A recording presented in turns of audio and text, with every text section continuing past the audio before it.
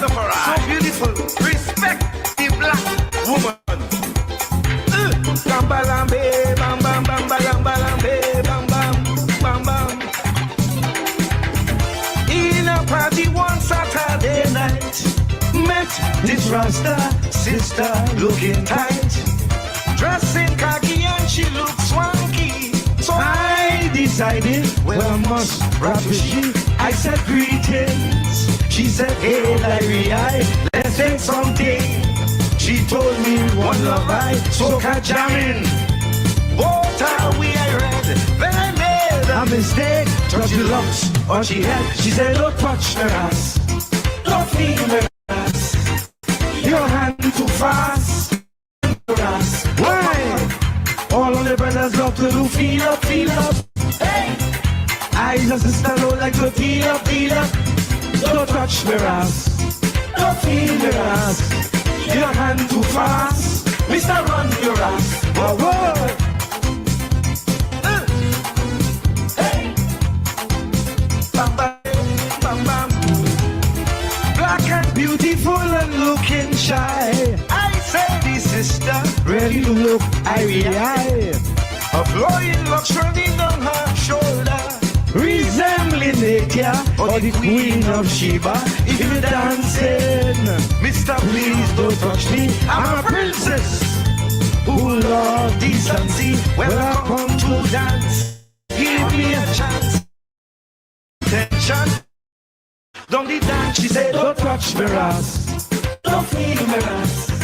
Your hand too fast, Mr. Run your ass. Why? All of the brothers love to do feel up, feel up. Hey, I just sister don't like to feel up, feel up. Don't touch me ass, don't feel me ass. Your hand fast, Mr. Run your ass. Oh God, I don't want you to touch my business like this. I don't want you to touch my business like that. Mr. Man, respect this black woman. I don't touch your private parts. I don't want you to touch my business. I don't want you to touch my business like that. Mr. Man, respect this black woman. I don't touch my private parts.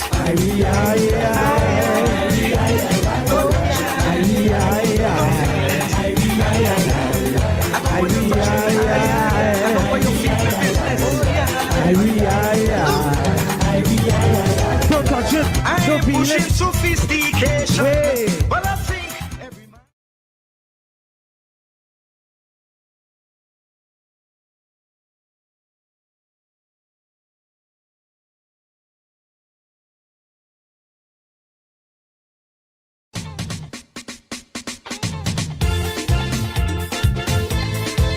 Wait, Ja Rastafari.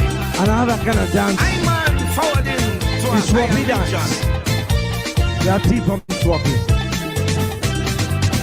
It's celebration, Big procession for the first ever Rasta band. All Rasta brothers and the daughters will be on the heavy mass. no more guarantee in the man. Yes, everyone chanting hand in hand, and then we sing it. Brass mass is a high mass. In real class, we play with Jaja. No bandy, and I don't know whiskey. Just whoa, whoa.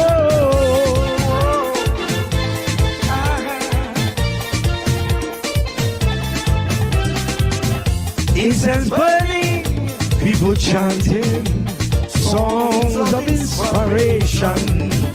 Only I tell, strictly natural, from pumpkin to prohibition.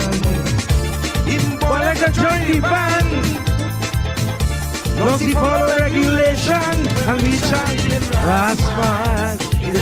Swapping help me sing that, man. In real class, we playing with Jaja. No bandy, and I don't know whiskey. Where do? Everybody, there we go. Whoa, lamba, lamba, lamba.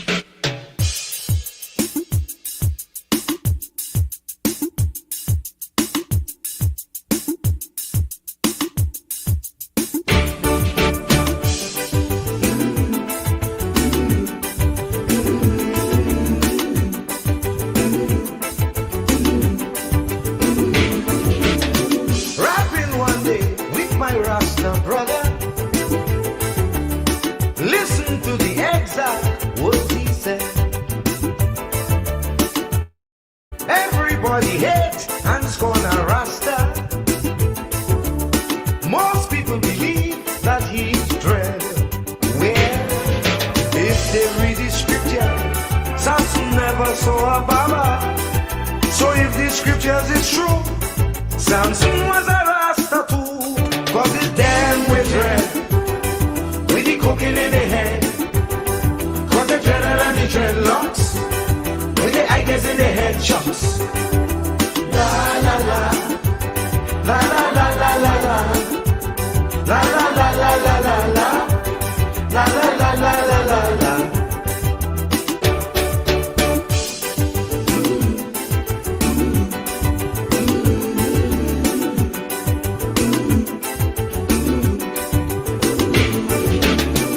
If someone steals money from the treasury, he's a Rasta first, let's get blamed. A German stole 2 million from my country.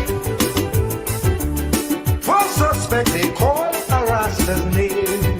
Yeah, they can't have peace no time. They always linking them with some crime. Is this I don't understand? They don't have the Ku Klux Klan. Cause it's dread, with the demon in the head. Cause the dread and the dreadlocks, with the ideas in the head chops.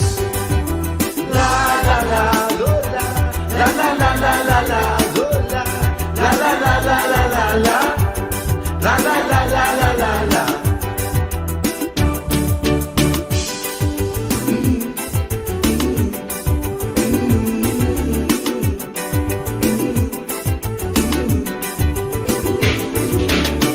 No part of this country's constitution tell you how to look and what to wear. We must treat the Rastas like they are human, regardless to how they keep their hair. Yeah, but white miscall the Rasta, Jones kill people in Guyana.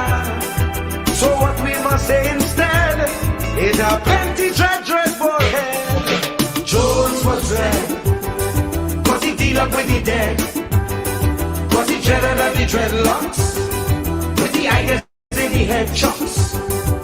La la la, lo la, la la la la la la, lo la, la la la la la la la, la la la la la la la. Dread, with the devil in the head. Cause they dreaded and the dreadlocks, with the ideas in the head chops.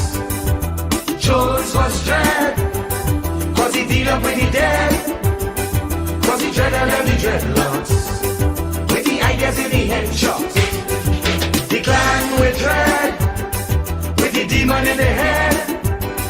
Cause they dreaded and the dreadlocks, with the ideas in the head chops. So look at that fella here, all the kind of clothes he does wear. It's the guys with the nice looks, it's them is the big crooks. So look at that fella here, all the kind, is this I don't understand. They don't have the Ku Klux Klan, cause it's dread, with the demon in the head.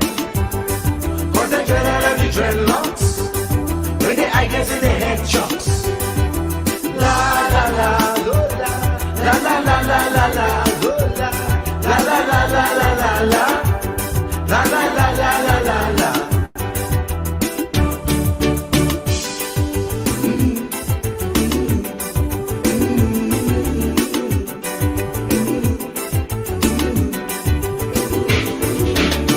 No part of this country's constitution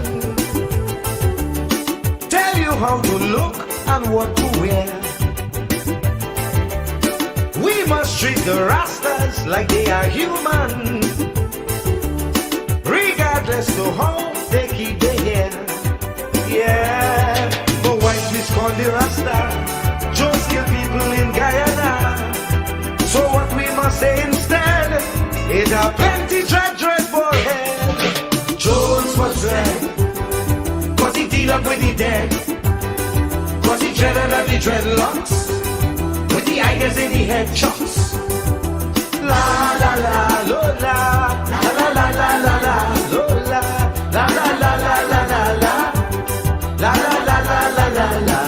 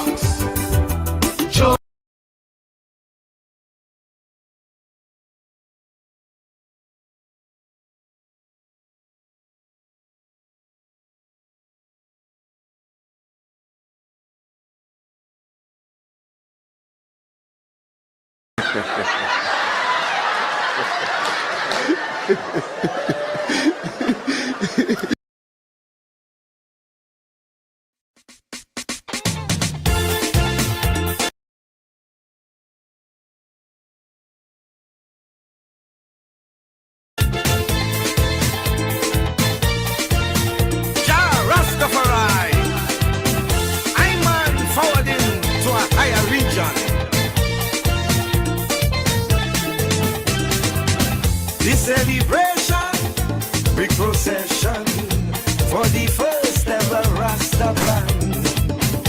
All Rasta brothers and the daughters will be on the heavy manners. No more guarantee in the band. Everyone chanting hand in hand and they singing Rasmas is a high mass, is real class. We play me jazz.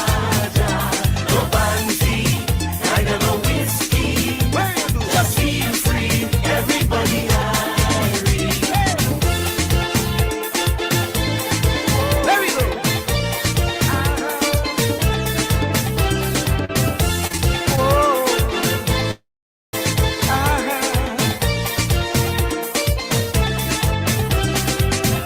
Incense burning, people chanting songs of inspiration. Only idol, strictly natural, from pumpkin to probation. Even ballers will join the band. Don't see follow regulation when we chant in Rasmas. Is a high mass, is real class. We play with Jaja. No banfi, neither no whiskey. Just feel free, everybody. There we go.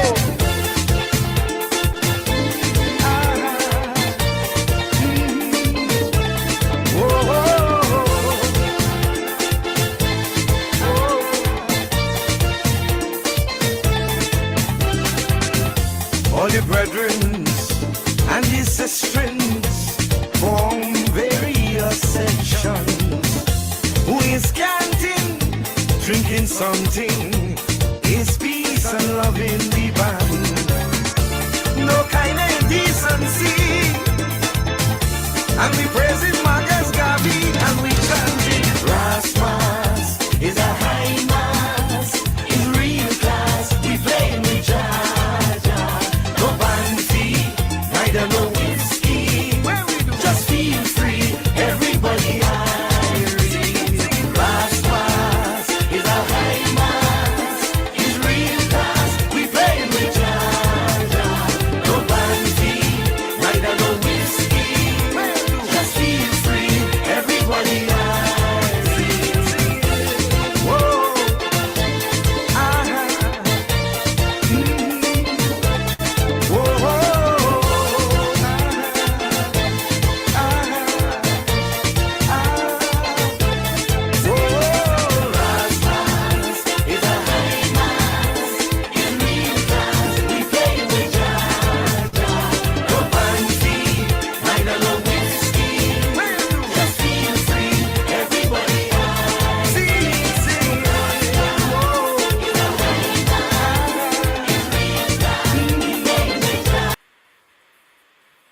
Rasmas.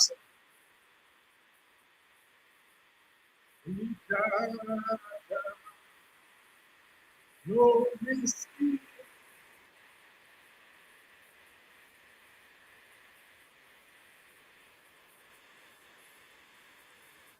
Hey, the Rasmus man, the mighty explainer Winston Henry, one of the greats. You know, we know about Kitchener and Sparrow as the great ones, and Rose as the great woman Calypsonian. But there's so many other Calypsonians who are equal to the others. You know, Sparrow and Kitchener. Yeah. You can say in a league by themselves. They've been blessed. I think it's Chocdas who said when God was giving gifts to Calypsonians, he gave the most to Sparrow. And I will say he gave the second most to Kitchener. But boy, there are others. Explain something as a trilogy there. Trilogy celebrating the Rastafarians. And he was singing those calypsos at the time when our society was still skeptical about Rastas. We have come around now because all of us dread now. All of us dread now. We wearing the dread. We eating the ital. We using the language. This is a Rasta language, you know. And of course, we love reggae music, and reggae music comes out of the Rastafarian movement. Ras Nyabinghi, Ras, not Nyabinghi, the Nyabinghi band from up in the hills of Jamaica came down in 1966. They played when Haile Selassie visited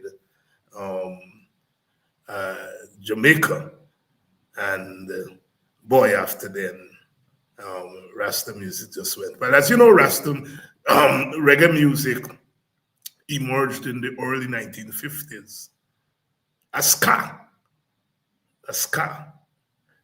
In the early 1950s, of course, was a pivotal moment in Caribbean history. It was a time of decolonization. All the countries had been given a form of so-called self-government. We had the emergence of the West Indies cricket team beating England in England for the first time in 1950. We had the emergence of a whole host of Caribbean writers, Selvon and Lamin and Naipaul and Method Hudson, all of them emerging in the early 1950s.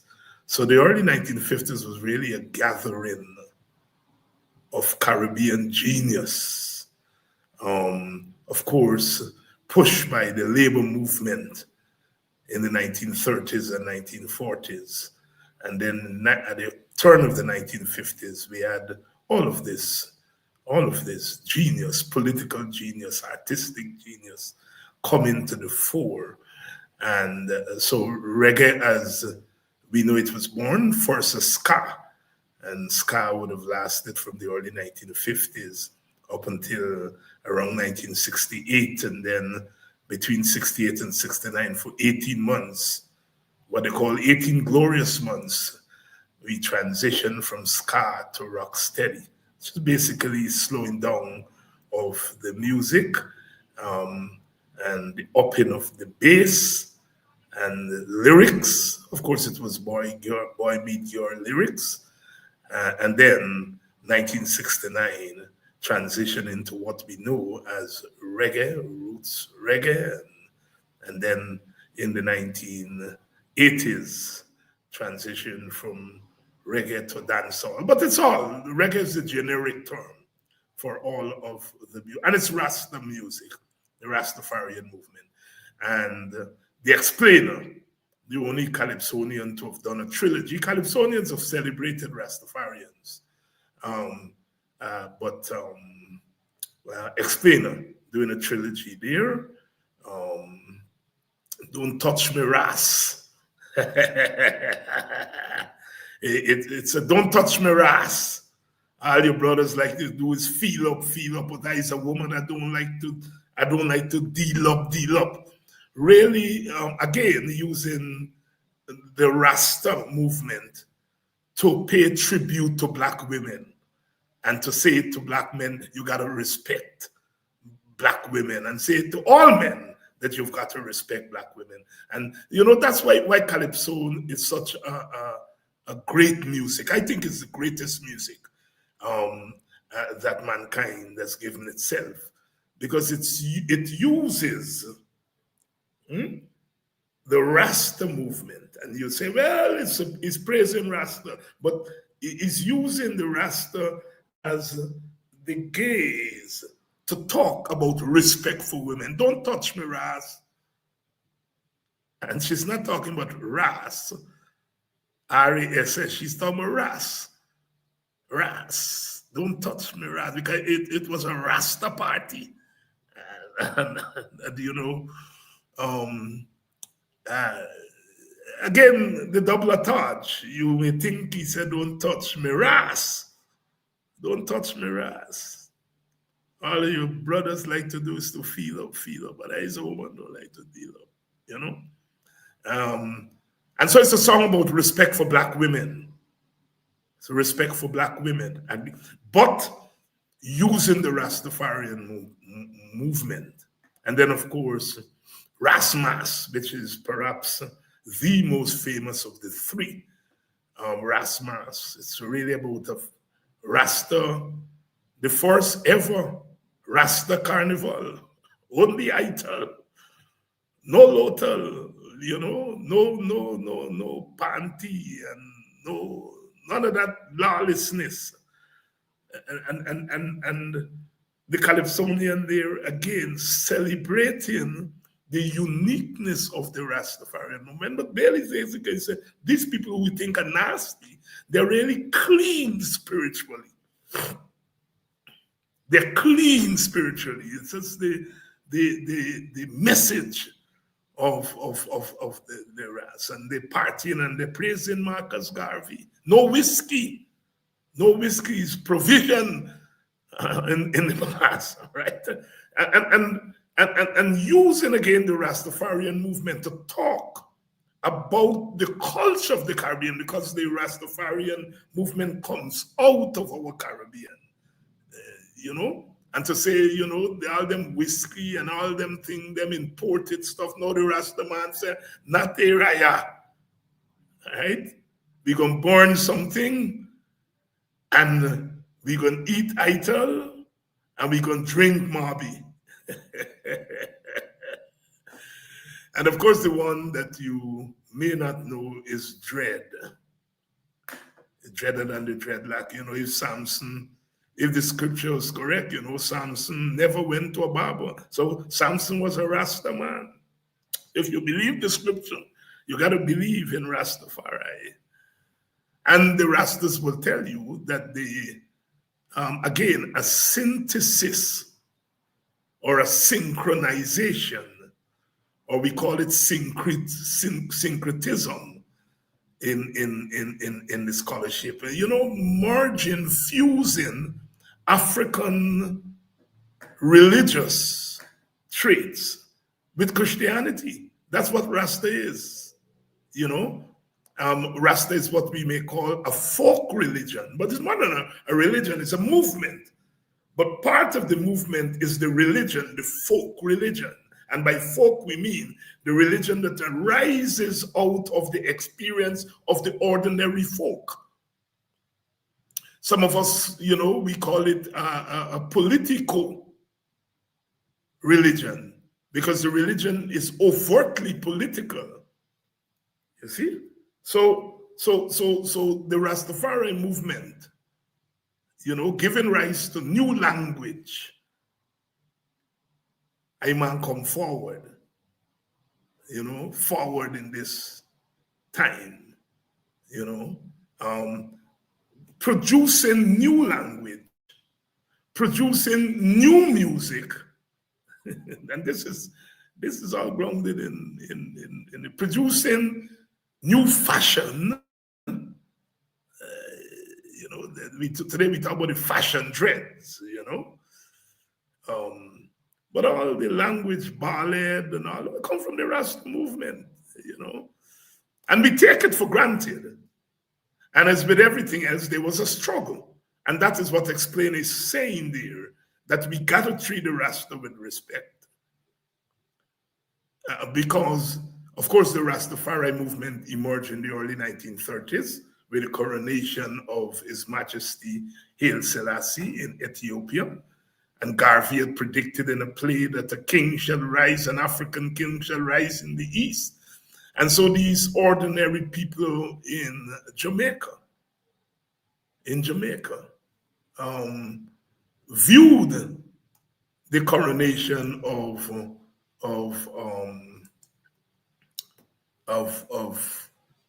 Selassie as the fulfillment of Garvey's prophecy. And so they took the name Rastafari, which was Selassie's name, Rastafari. That was Selassie's name, and the Jamaicans, they took the name Rastafari, and they went up. They took land and went up to a hill in Jamaica called Pinnacle, 1,700 of them, and formed themselves into what we today call a commune. And thus was born the Rasta movement. The Rasta movement, and they went up there. They planted cash crops, brought it down to the market, and sell. In those days, they could sell marijuana, because although marijuana was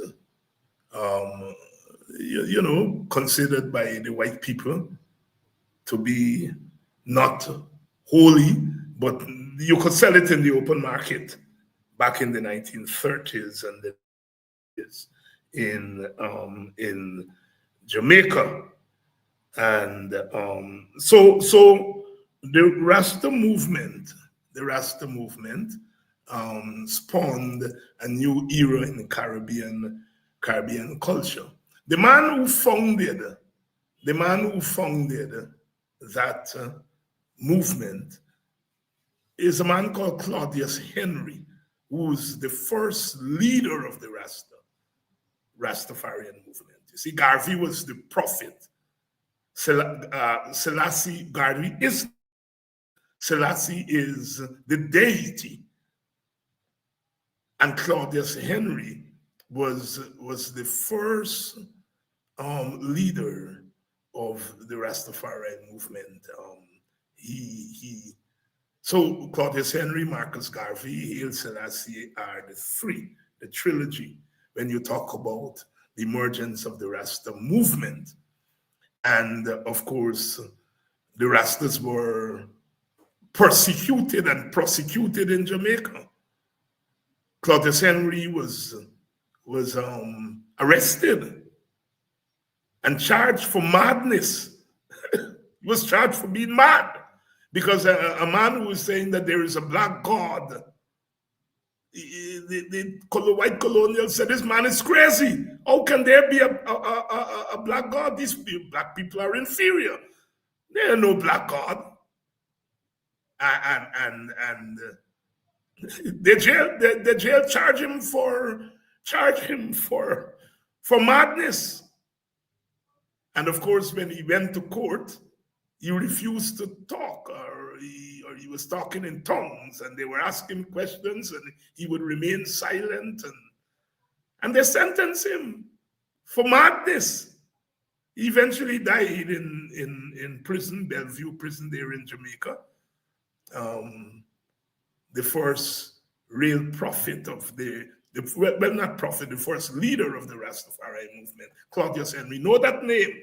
No, that name is not well known. We know Garvey, and Garvey himself, as you know, was persecuted and prosecuted in the United States for mail fraud. But again, they thought he was mad because Garvey bought ships, and the ships were plying between Africa, America, and the Caribbean, buying and selling goods.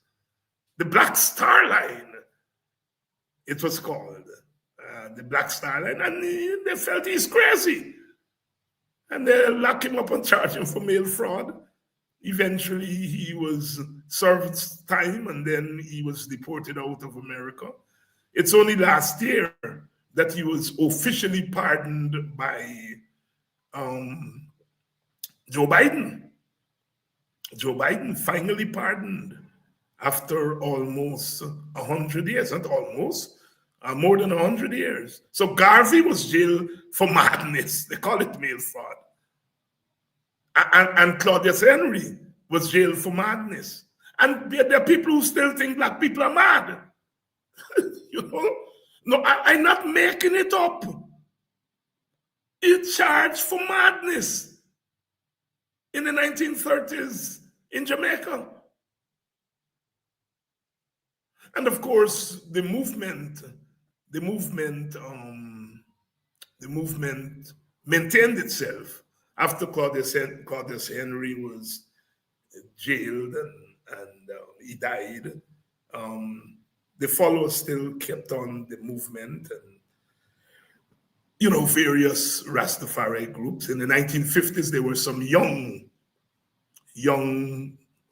people who joined the movement, and they began to sing, and they became part of the Rastafari movement.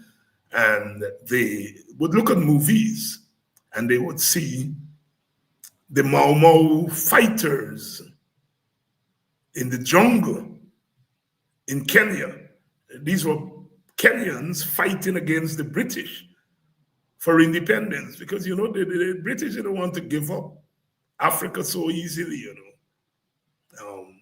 We know Angola, Mozambique, and Guinea-Bissau, the Portuguese last left there.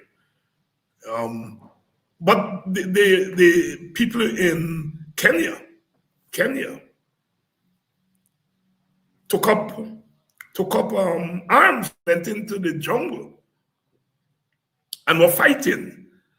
And these youngsters in Jamaica saw these men with the matted hair, knotted hair.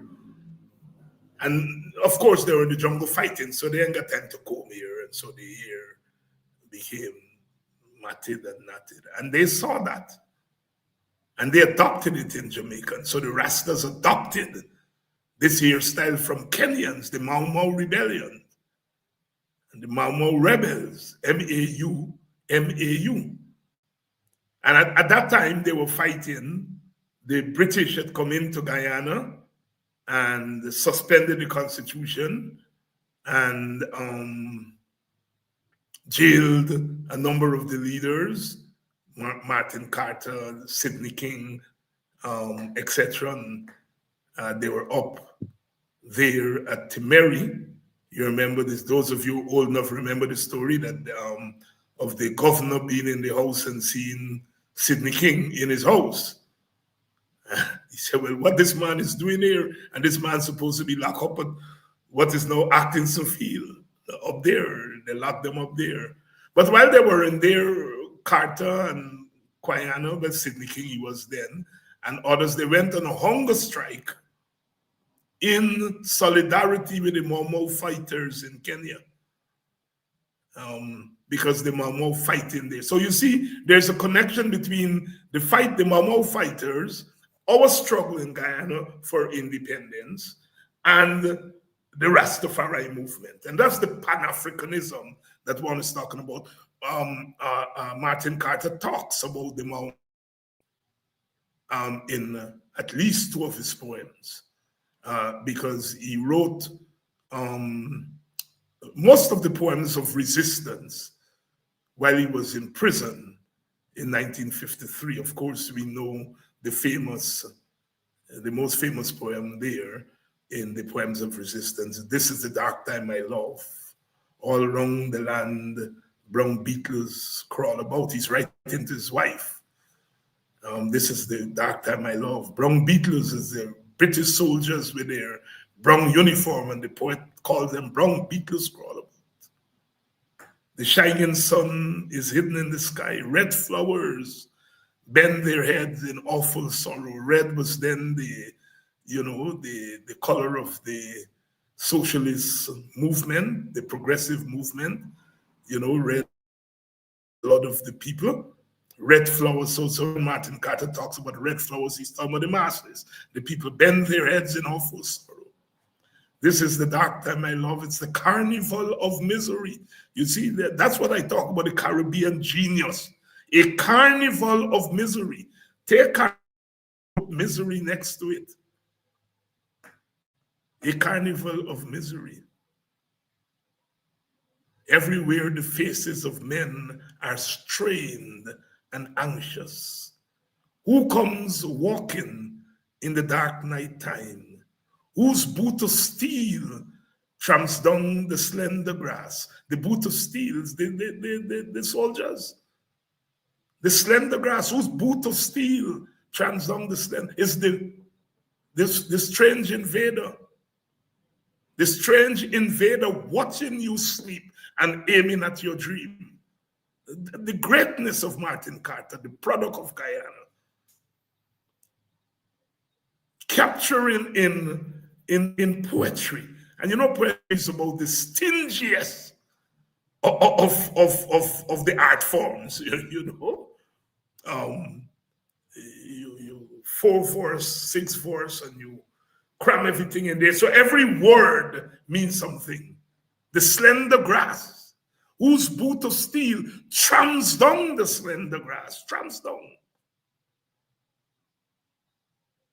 It's a strange invader watching you sleep and aiming at your dream, watching you sleep. They tell us in Boston, you know, the soldiers would come in at Milwaukee to look for Guyana, and Guyana driving a car at company public road. So when they come in, he going out. And that is why there's the story of Guyana having mystical powers. Because the white people were baffled. They couldn't find me, you know. Some of us dare to ask Guyana the question. He never give me a straight answer. So many people tell me, must ask, brother, you see, if it's true, because not many people would dare ask Guyana that question. I think his son Kofi asked him too. I did ask him, you know. he gave one of his studied answers. but Martin Carter, I am arguing, is the greatest poetic voice of the African diaspora. I will put it even further, but the thing, and they were great poets, but he, you know, this is the dark time I love. I remember the school boy we thought was a love. It was a love poem, you know. Just as we thought that Bob Marley's No Woman, No Cry, my students always say it's a ballad, Dr. Hines, is a love until you explain to them. Oh, no, it's a very political song, you know. Martin Carter, the greatest. So, but in that poem of Poems of Resistance, to be, I think I have one of the original copies Guyana had given me way back in the 70s. Must have been about, because he had written a foreword to it, and he had a few copies and he gave to some of us. I think I have my copy till up to now. I think I have a little green book. But he has 3 letters there: letter 1, letter 2, and letter 3. These are letters he's writing to his wife. They just had a baby, you know, and oh boy, great poems. And so the Rastafari movement is very much part of our struggle for independence. It's the cultural aspect of our struggle for independence. So these young people start to wear their heads, their hair in locks. And that's where the locks came from. It came from the Mau Mau rebels in Kenya. In those days, we say Kenya. In Kenya, it came there only a few years ago. The British eventually compensated descendants of the Mau Mau rebels. because the British admitted that because they slaughtered a lot of the rebels, the Mau Mau rebels, and they admitted and they gave some compensation, I think. But the Rastas were also equally persecuted. In 1963, Alexander Bustamante, who was then the Premier of Jamaica, Prime Minister of Jamaica, because they had gotten independence in 1962, and some men in locks had allegedly killed a gas station owner in Melbourne, Jamaica. And the government decided that the Rastas are evil. And Bustamante ordered the authorities to bring in Rastas dead or alive. Dead or alive. This is from the Jamaican Prime Minister. And of course, they brought in over 300 Rastafarians. Rastas had to be crawling in gullies and gutters at night to move from one place to the other because they were being hunted. They arrested over 300 of them, shaved their heads and beat them and so on. Recently, about 5 years ago, the Jamaican government gave an apology to the Rastafarian movement and to the relatives of those Rastafarians who were brutalized in 1963. Were brutalized, and I think they gave them compensation too, admitting that the government of the day, and it was a JLP government who did it to the Rastas, and I think it was Holness, a JLP Prime Minister, who gave, and they beat Rastafarians. You couldn't be seen if you were a Rasta. Could not be seen. And then there was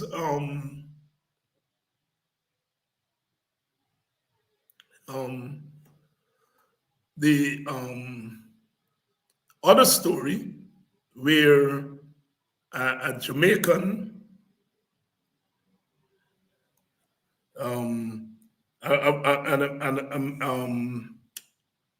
an American who came to Jamaica and was preaching Rastafarianism, and he was jailed. He was Claudius Henry. The founder, Claudius Henry is the American who came. Claudius Henry, and he came from America, and began to preach a radical form of Rastafari, and they charged him for treason. They charged him for treason, and that caused some problems with the Rastafari movement also, and his son came and tried to get him out of prison, and so there were all kinds of problem around the Claudius Henry, but they pulled in Rastas. The real founder, I was confusing, give you the wrong name, it's not Claudius Henry's, Howell. He was the real founder of the Rastafari movement, Leonard Howell. He was the one that founded the movement, and he was the one that was charged for madness. Claudius Henry came later on, and he was charged with treason, and they pulled in a lot of Rastas. So Leonard Howell is the founder. I beg your pardon. Leonard Howell, the founder, leader, as they would say these days, of the Rastafari movement. Garvey, of course, the prophet.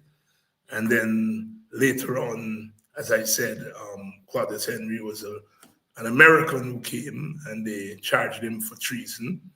And then 1963, the Melbourne incident.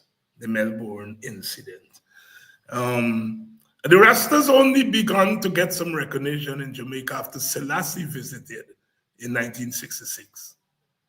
Visited Jamaica in 1966, and after he left, they began to get some recognition. Before that, the Rastas had made a representation to the University of the West Indies because they argued that they were not violent and they would like the government to stop treating them that way. And they made a representation to the University of the West Indies. At that time, the chancellor was Sir Arthur Lewis. And Sir Arthur Lewis asked Rex Nettleford and two other professors at UWI to go and do some work among the Rastas. And they went and did their study of the Rastas and came back with the conclusion that the Rastas were not violent people because the society had developed this notion that Rastafarians were violent. That is what Explainer was talking about. You know, Leonard Howell, the founder, they thought he was violent because he wouldn't talk when they asked him a question in court. You know, and for them, that was violence. The Rastafari. And so Nettleford came back, and then the government of Jamaica paid money for a delegation. Well, not the government, the university, sorry, paid the passage for a delegation of Rasta to visit Africa, and they visit several African countries. And that would have spurred Selassie visited in 1966. I don't think that Jamaica, that Rastafarian is an official religion in Jamaica today. It's still not. But of course, Jamaica benefits from the Rastafarian movement, and we all. We've come a long way. We always thought that Rastas were nasty, Rastas were this, Rastas were that, and so on. The cultural movement of our Caribbean. Good evening. A little bit of history there, a little bit of history there. Welcome to Politics 101. Please share the link. Please share the link. Let them know that we're on. We're on. History as a way of rolling on, moving forward. And we see glimpses, and sometimes more than glimpses, of past history in present history, because history is really his story. And sometimes if we don't learn the stories of the past, you know, we can't make sense of a lot that we see in the present. We can't. And so it's very important for us to have a sense of our history to really understand what's happening here. Of course, we have a government in Guyana that has no respect for history, doesn't care about it, and in many senses have begun to rewrite history, certainly African history, you know? And so we have to be conscious. We have to be conscious of our history as we move forward. There are lots of talk about extradition and so forth that is going on, and a lot of people are expending a lot of energy on it, and one understandably so. And pardon me if I do not expend a lot of energy on the matter. I've stated my position very clearly that the business of who smuggled what and who smuggled what and who didn't smuggle what, it's a business of the government, and I'm interested in the government and the government role. And I am I am not convinced yet because the government is promising to sing on Mohammed, and Mohammed is promising to sing on the government. And they ain't singing yet. And that's when I would become interested. You know, for me, this as of now, I'm treating the matter of the Mohammeds as a private matter. I know young Mohammed is now in politics. He's now a parliamentarian, and so is, you know, the private becomes public in many regards. But I still see that when I hear the government role, then I'm ready to engage this issue. And that is why I am not spending the money on it. I understand that there is an aspect of Guyanese political culture that stands with the underdog.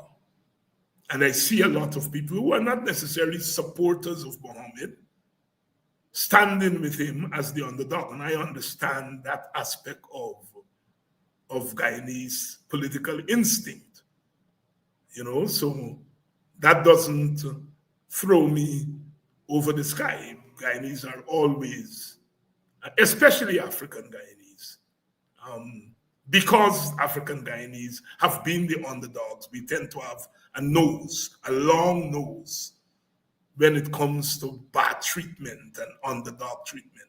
And so I understand that there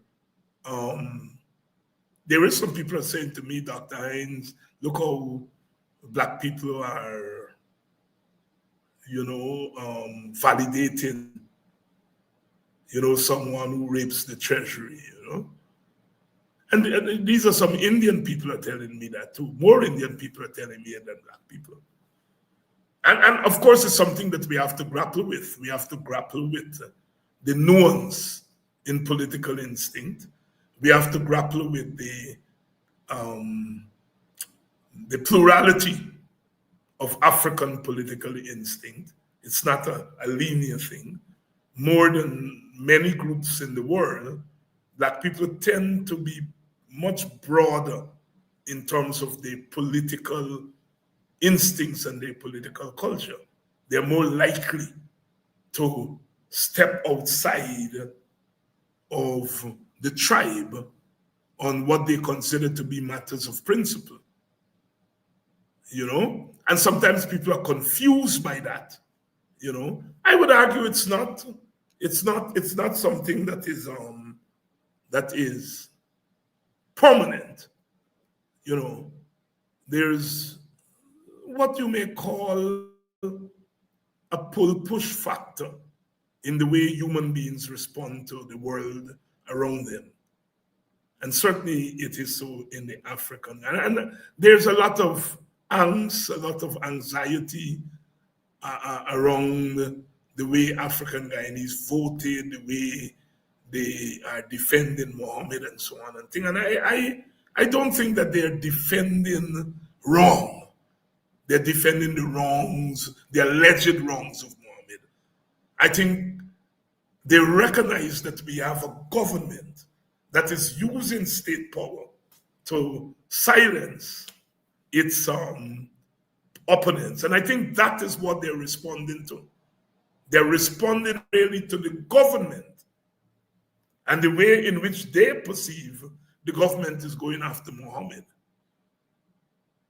And I think that is the big factor here. And a lot of our commentators are not keen in on that, you know, that there is a great distrust of the PPP government by African Guyanese. And I would say even the handful of African Guyanese who vote for the PPP are distrustful of them. Because if you talk to them, they will tell you they basically are doing, if you can't beat them, join them. And the PPP, I think a lot of I'm not sure that Jack Dio is fooled. I think Jack Dio has more sense than 5,000 of them in the PPP put together. I think Jack Dio understands that African people don't love the PPP. and that what he's doing is trying to capture them for votes. He started out by trying to capture them to defend the PPP. That is, what they're now calling scrapeheads. And Jack Dio recognized that Jagan had said about the 1960s that the PPP was in office but not in power because they couldn't govern in Georgetown, because that's not where their followers live. And I think when they came back to power, people like Jack Dio and them decided, look, the enablers of the PNC, that they were going to use enticements to get them, hence the so-called phantom groups. So Jack Dio went there, the Jack Dio government went there, and then they moved from the phantom groups now to this money. And so it's a matter of survival. But Jack Dio, I think, understands that African people don't necessarily like the PPP politically. When Jagan died in 1997 and they were moving the body from Georgetown to Babujan, they were stopping in the Indian communities. And when they got to Buxton, they were passing, and the people in Buxton said, no, you're not passing here, you're going to stop here, because he was the president of Guyana. And the Buxtonians stopped the procession, and I think they might have opened the coffin and for them to see him. But they were not PPP. But is that part of their instinct for fairness? And I where I stand on the issue of race being better than another race, and that's racism, and one race superior. But there is a difference. There are differences among ethnic groups, and the differences come out of the different experience. Having experienced slavery, Africans have a different attitude to the general humanity. There were people, there were white people, as you all know, who helped in the abolition movement. The village that I come from here, Buxton, was named after Thomas Fowell Buxton. He was a white MP in England, and he, along with Thomas Clarkson and others, fought to end slavery in the British Empire. And so, when these people bought the land there, it was original song, an old cotton plantation. Buxton was an old cotton plantation. And, they bought the land. We go buy them. When the man say you sell the land, they put their money in a wheelbarrow and tell them, we go buy them. And they bought the land and turned it into Buxton. And they named it after Thomas Fowell Buxton. The Victorians, the first village, named it after Queen Victoria. And you see, it's that gratefulness instinct among Africans that sometimes people confuse it, and so, that's their attitude.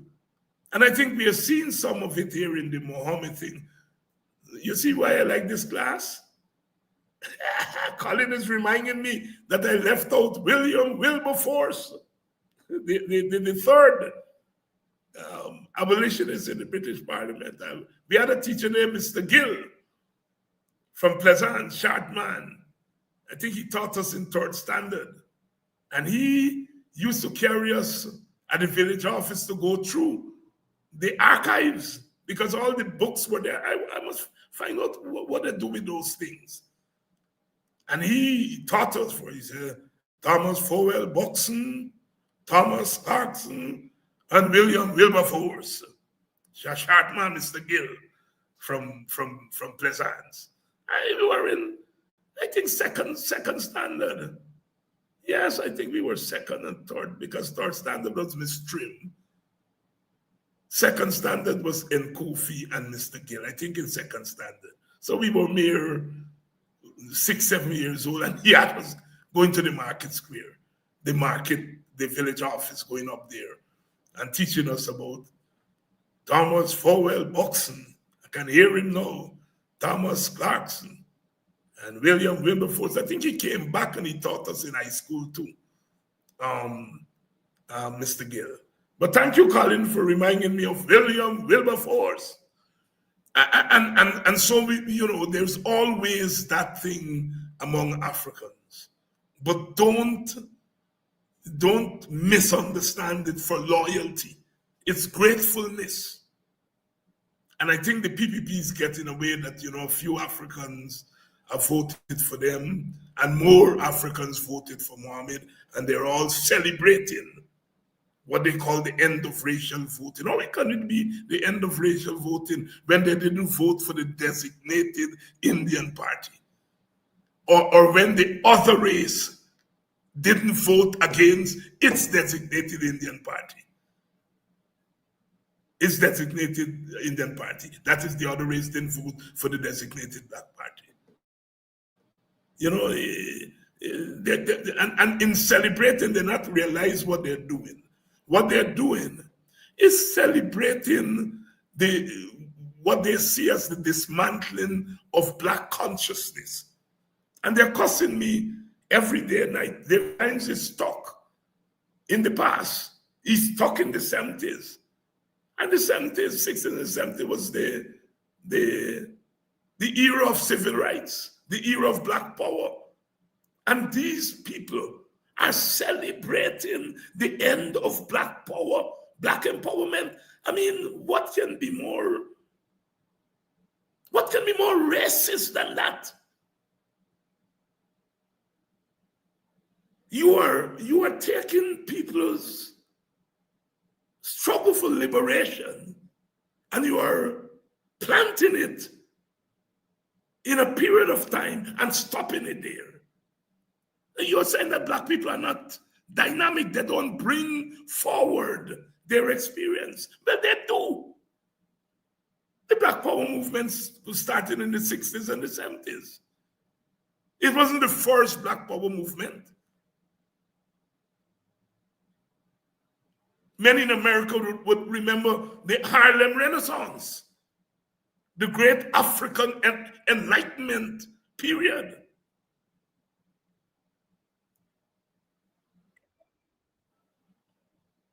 And there are always going to be Black Power movements. There have always been. The Pan-African movement began at the turn of the 20th century, when countries in Africa were colonized. Now they're in the same boat as West Indians. We are now all colonized against our will. And so there's the formation of the what? Pan-African movement. All-African movement. That's a Black Power movement. Garvey joined that movement, started the Garveyite movement. Garvey came to America, went to America around 1915, I think, to meet Booker T. Washington, because he admired some of Booker T's philosophy. But when he got there, he found out Booker T had died, and he stayed in America and created the largest Black Power movement called the Garveyite movement up until the Civil Rights Movement. So how are you going to stop the flow of liberation? And so for them, Black liberation in Guyana stopped in the 60s and 70s. And there is where David Hines is stuck. And that is why it's dangerous. that black people now have no desire anymore for black power, for black liberation. Black people are gone to the dogs. That is what those jackasses are saying. And I resent them for that. Resent them for a lot of things which I can forgive them for. But these are people who are celebrating what they think is the loss of consciousness of a great people. They're celebrating what they think is a disconnection of people from their history. And they're beating those of us who are saying we've got to connect to our history. How worse can you get? I resent them politically. Politically, I resent them. I don't resent them as human beings. I don't come from such a culture. I still respect their humanity, but I resent them politically for what they are doing to black people. And some of them are conscious of it. Some of them are unconscious. They're celebrating it and talking nonsense about the PNC is going to die. What they mean is that black consciousness is dying. And it's not the first time. I've mentioned here the extinction theory. Josiah Nutt and other people of the 19th century, they said black people will eventually become extinct because they're of lesser human value. And here these people are talking about the extinction of the black man. Not physically, but mentally. That's what they're talking about. So when they babble about PNC, they know PNC ain't dying nowhere. PNC is an organization. Burnham used to say, if you get rid of me, another Rasta going to take my place. And they never like Burnham and all the Rastas that take his place. So they're now saying Aubrey Norton is the worst thing ever. Well, they say that about Burnham, and they say that about Height, and they say that about Carbine and all the others. No black leader will suffice to them. They tried to get Norton to condemn me. Norton didn't do it. And what they end up doing, they end up saying Norton worse than me. That's what they can't come to me with that nonsense about condemning a black leader. I am critical of black leadership, but I will not condemn a black man. And they won't come to me with that nonsense because they know where I will tell them to go and shove it. Because at the time when you are trying to bury black people, I am not going to bury another black leader. Will not do it. But they think that the black middle class political leaders are fragile and fickle. So they work on them. They work on them. They work on me. I working on them.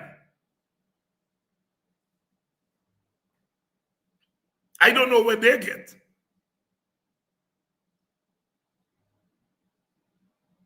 But I know what my African culture has given me.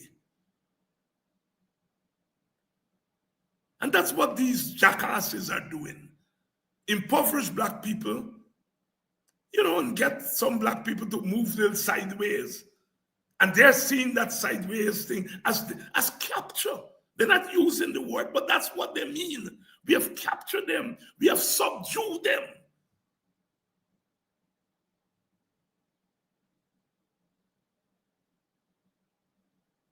And they feel that people like us are in the way. Well, yes, I want to disturb my neighbor. I want to disturb my neighbor on this.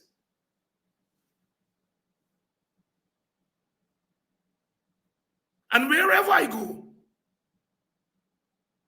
whatever the forum, and we're going to remind Guyana about what it is doing to the darkest of its children.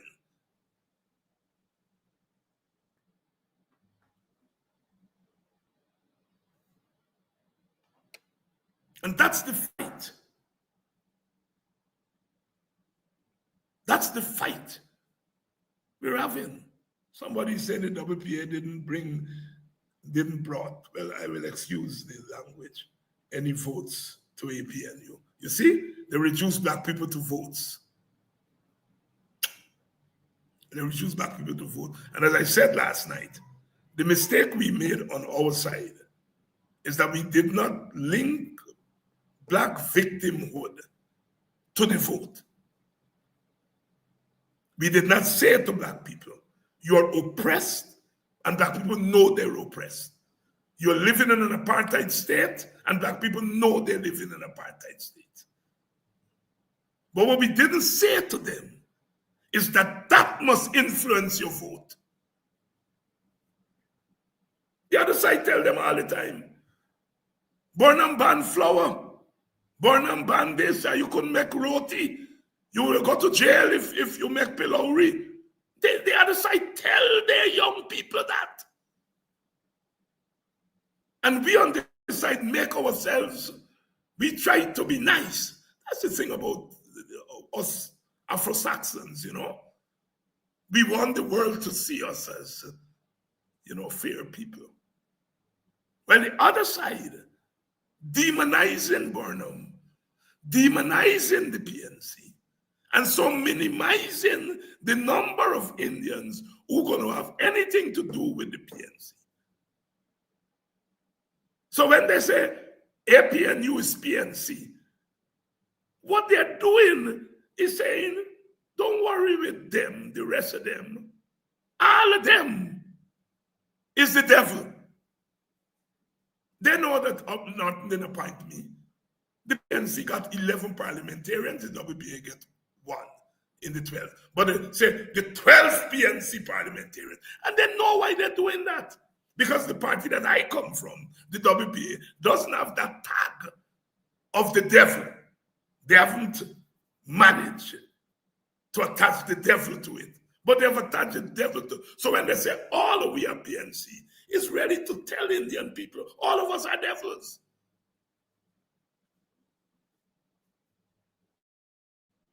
You see, in politics, you have to listen to the other side.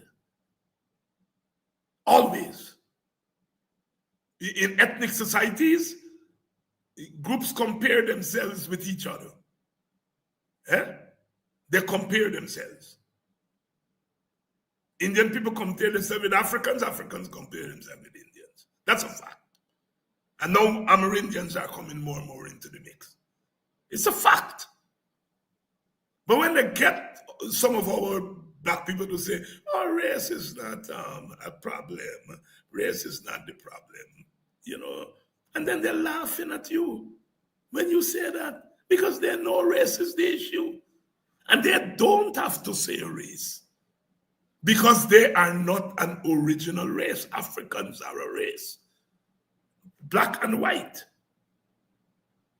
East Indians are part of the color code by default, the brown, but they did not experience slavery. So when you're talking about the fundamentals of race, East Indians are not a race. In fact, they left Guyana as Indians, and when they land at Kennedy, they become black in America.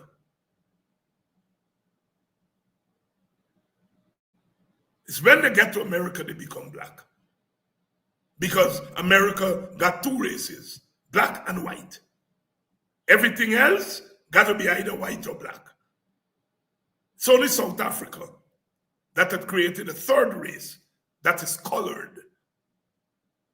But although they talk about biracial in America, biracial is not a race. It's not listed officially. South Africa is the only one that listed colored as the 3rd race.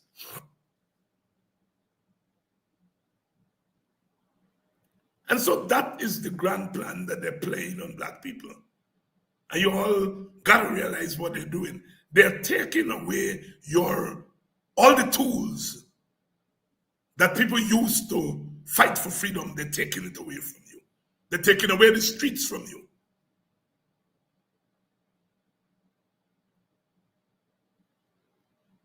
You almost know that slavery meant that you couldn't walk the streets. No set black people couldn't walk more than 3 people at a time. There were some enslaved people. They call them, these are the people who would go from plantation to plantation and look after the machines. Industrial slaves, they call them. And so they could walk from plantation to plantation. But the rest of Africans could not be on the road. And so emancipation means the right to be on the road.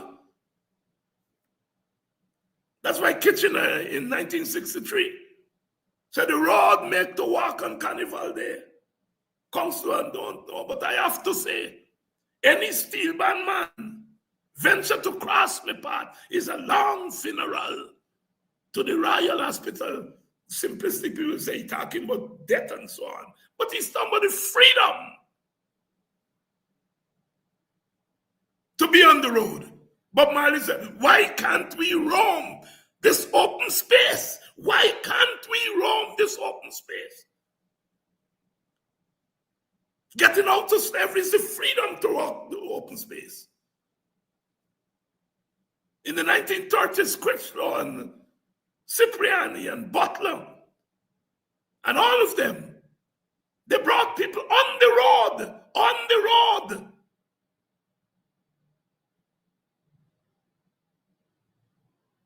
The open space.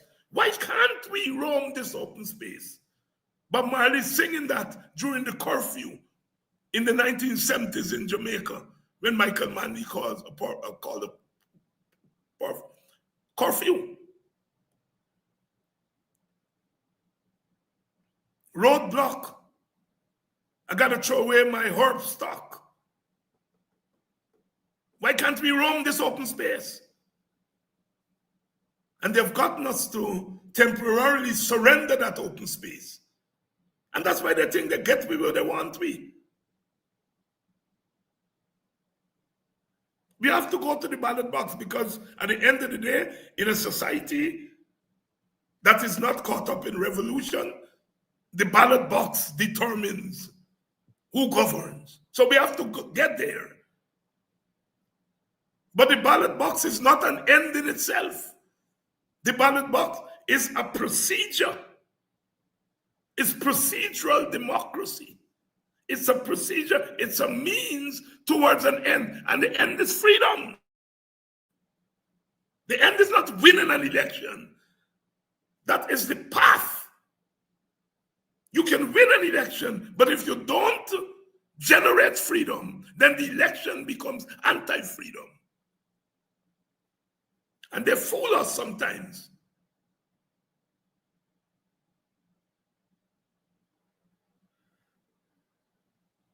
Somebody saying that Kofi must be turning in his grave to see what we have become. I hope he's not turning in his grave yet, because I'm saying part of the condition we find ourselves in is temporary. I think so. I think it's temporary. But it's sad. To some extent. It's sad to some extent. And there is responsibility to be shared. It's not just the younger people, because we have a responsibility to younger people to have them walk in line with their history. And in many instances, we have surrendered it.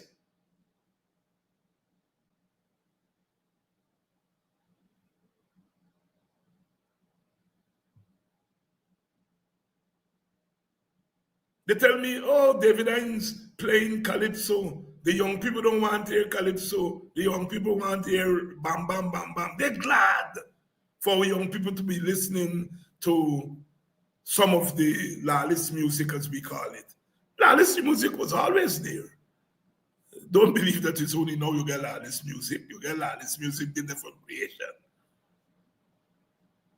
But maybe the problem with this generation is that it's only lawless music. or mostly that is music they're listening to. There is some of the one-man band and thing. They do play some of the old African folk songs, Keme Baka Me Mama Country, etc., etc. So we have to be very careful.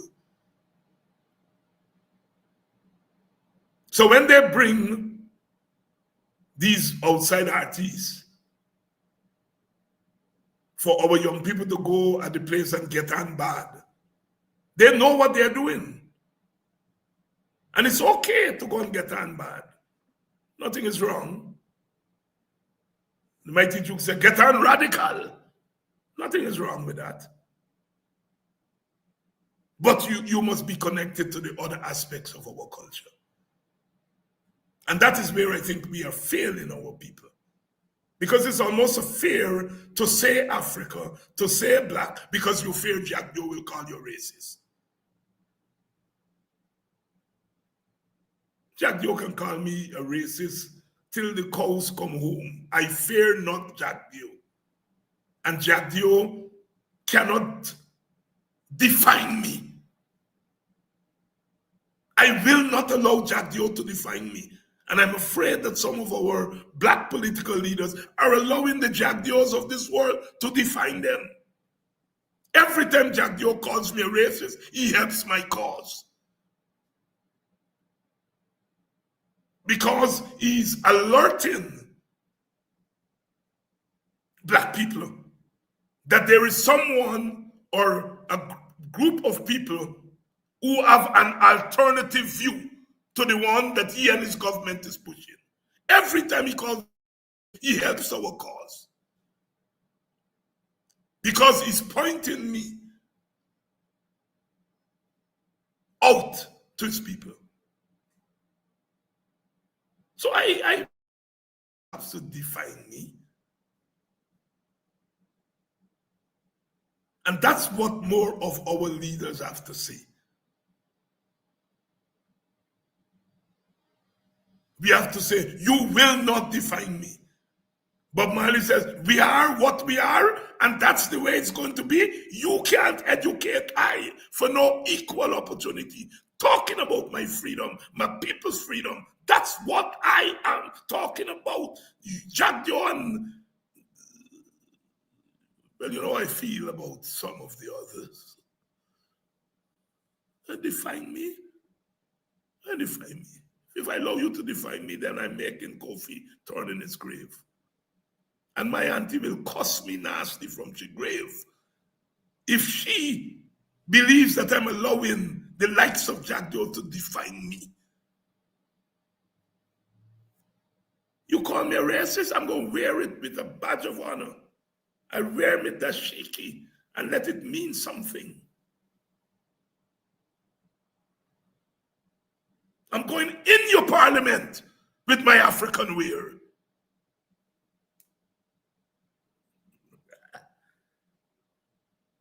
In your parliament. That's what I'm talking about. You throw me out, you throw Africa out. Oh no. That's the defiance. I'm not going there with no white man suit.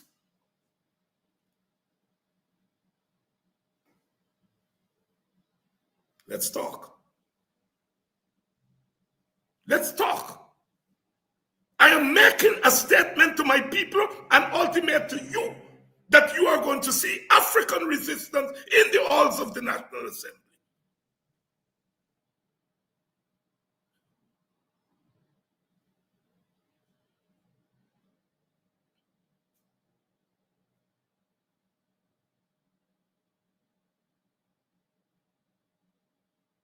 We've got to fight back in this country.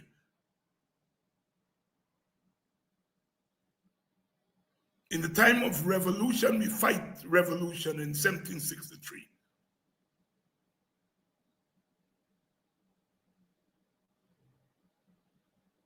When Brother Malcolm said by any means necessary, he wasn't talking about one means. He was talking any means. We are fighting on this platform. That's revolution in our time. If we have to take to the streets, we're going to do that. If it's necessary. We can argue among ourselves when it's necessary. But I am not making you define me. And I'm not making you define African people if I have a voice, and I do have a voice. I am going to remind you that black people will be respected in this country.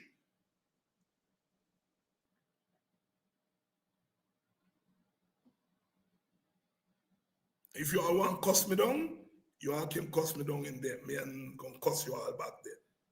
But me mouth the left in me mama belly. I'll cuss you all back outside.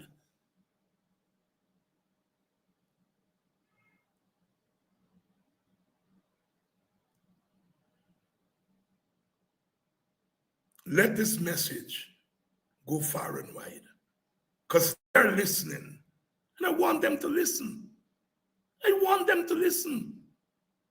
They have to listen to me, because we represent something that is part of the Guyanese tradition. It is the radical tradition. Radical means that we get to the root.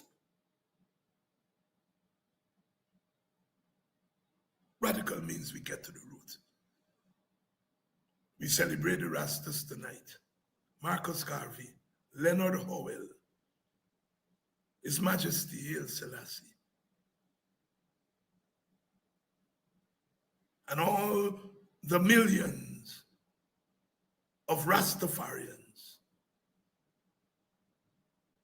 The greatest cultural movement of the 20th century.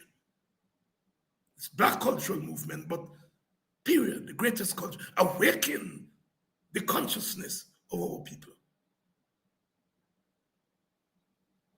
We celebrate them tonight because we are all Rastas. We are all Rastafarians. And we don't stop fighting.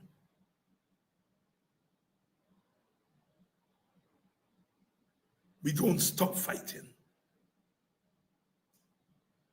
Some of us are being misled, but there are always, to be misled is to be human. And sometimes, we have to cuss and so on, but then stand firm the next day. Stand firm the next day. The logic of freedom takes us to a place where sometimes the recipients of freedom take freedom for granted. Take freedom for granted. And we play around with it. That vote cannot be worth $40,000 or $50,000 or $60,000. It cannot. That's the price you are putting on the legacy of Kofi. $40,000? Oh no. Is that the legacy you put in on your grandmothers, foremothers, foreparents, the founders of Victoria and Queenstown and Buxton and Pleasance? That's the price you put in? $40,000? Black man, catch yourself. And I ain't stopping telling you all that. Catch yourself.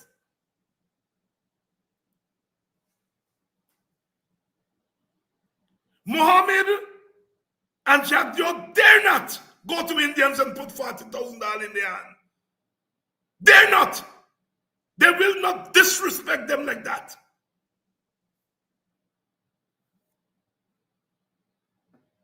They will not go to Indians, build a house, see 8,000 people in a village, 5,000 people in a village, build 5 houses, and tell the rest of Indians, vote for me. And now you're going to get house like that. They can't go to Indians and tell them that. Why do they think they can come to Africans and tell us that? Because partly we allow ourselves to appear vulnerable. Black man, catch yourself.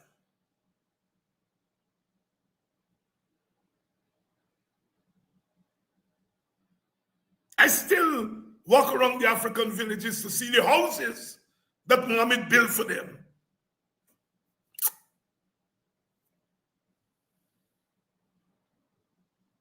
All right, you all get cock, you all get fool. I still love you all. I still love you all. But God tell you all get tech.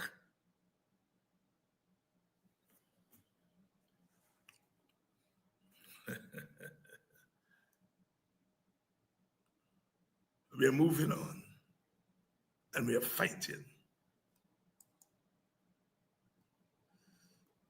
Fight we must. If you fight, I'll be dead like Miss Willie's goat.